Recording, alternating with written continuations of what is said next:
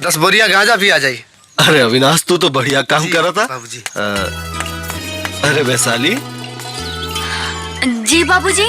अरे बेटी कहाँ जा ताड़ू? माधुरी के घरे बाबूजी। ठीक बा, जा।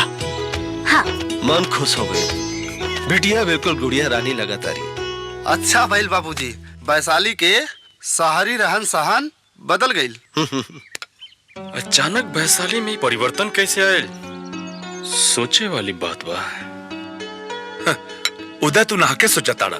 वैशाली शहर जाके भी हमनी के संस्कार ना भूलल, ये तो हमनी खातिर मान सम्मान के बात है। ये बात तो ठीक बा भाई, बाकी बबनी में ही परिवर्तन खुशी के ना खतरा के संकेत बा।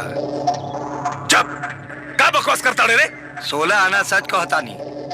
लड़की के जिंदगी में ऐसा परिवर्तन खाली तीन बेर होला। पहला प्यार भइला पर, दूसरा शादी भइला पर, और तीसरा महतारी बनला पर। साला हमरा बहन पर शक कैले ना, तो साले शमशान में लेके चिंता चला दे तोरा के। ए सुभाष, हम तो उहे कहता नहीं जो गुजरल हालात बयान करता। गौरियो दीदी के साथे भी कुछ ऐसा नहीं भइल रहे।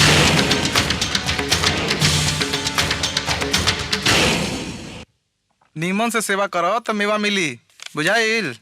ना ना, बहुते अच्छा से सेवा करेले। तू के हो बेटी? हम तरह के ना पहचानी। हम राउर होके वाला छुटकी पतो वैशाली हैं। पर देवर जी तो तेरा बारे में कबो कुछ नहीं बतौले। अरे कैसे बताइए दीदी, वो तो जानते नहीं खन कि उनकरा से हमरा प्यार हो गइल बा, लेकिन वो के हमसे बहुत प्यार करे नी। जाना तानी अम्मा जी, आजकल के जमाना ना बहुते खराब बा। अरे लइका लइकी प्यार तक कर लेता रे सन, लेकिन उनकर घर वाले इनकार कर देता रे। यही खातिर, बस यही खातिर हम पक्का करे आगल बानी कि रउआ लोगन के हम पसंद बानी कि ना। अरे तारा नियर सुंदर दुल्हन हमरा कहाँ मिली? तू बहुत सुंदर बड़ू। खुश रहा। अपने जैसन माई भी हमके ना मिली। बखोरना भैया का भौजी तू? का देवर जी, ई उहे झुमका वाली चुड़ैली है ना? हाँ इवे हिया। बेस बदल गइल बिया। ए चल निकल।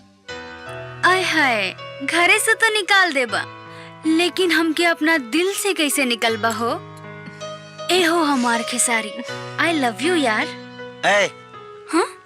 बिना अंगुरी पकड़ ले, कपार पर चढ़ल चाहता रे।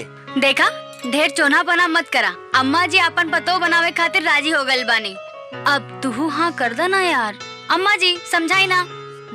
बेटा, ये लड़की एडवांस जरूर बिया, बाकी सुंदर और सुशीलो बिया।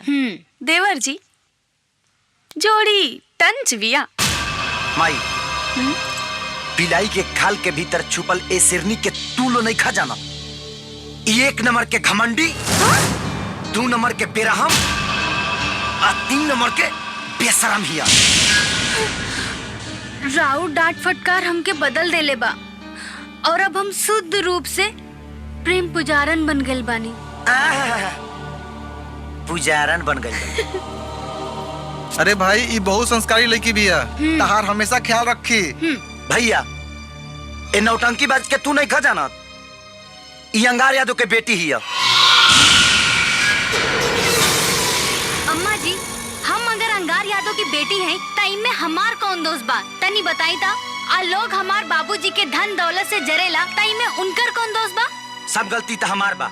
चल निकल यहाँ से, आ फिर कबो दोबारा हमारे घर के तरफ आंख उठा के मत देखी। ठीक बा, हम चल जाए भेजा से, लेकिन एक बार रहुआ कह दी कि हमरा से प्यार करेनी। नफरत कर लिए तोरा से और तोरा खानदान से। लागत हमार मौत ही हमार मोहब्बत की सच्चाई साबित करी। तो झूठा ही नहीं है टाइम पास कर तरी। चल जो निकल, आजा के कहीं इनार पोखरा में डूब मत। ठीक बा, राउर अगर यह ख्वाहिश बाना, तो मोहब्बत की कसम हम राउर ये ख्वाहिश जरूर पूरा करे। जो हम सर मत खो।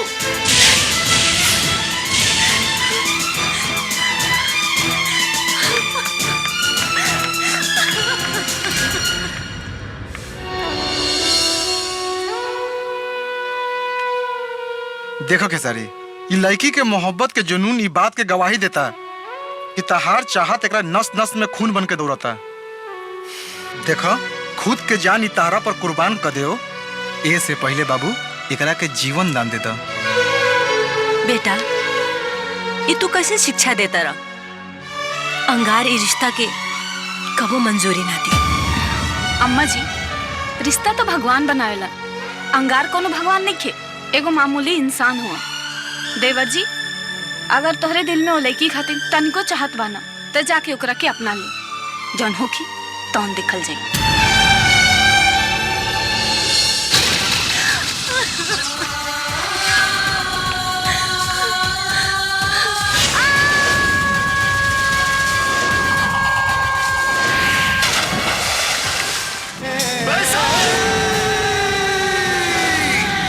वैशाली, आँख खोला वैशाली, वैशाली।